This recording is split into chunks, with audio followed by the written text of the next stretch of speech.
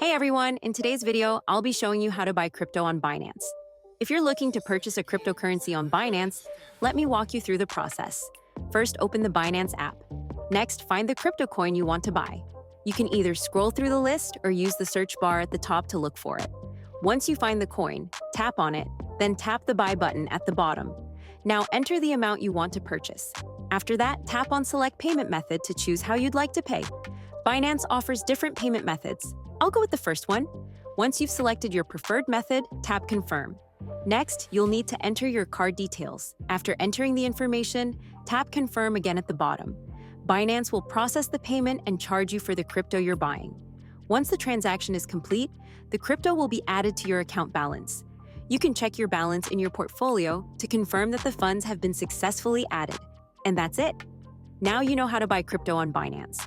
I hope this helps. If it did, consider subscribing my channel. It really supports me. Thanks for watching.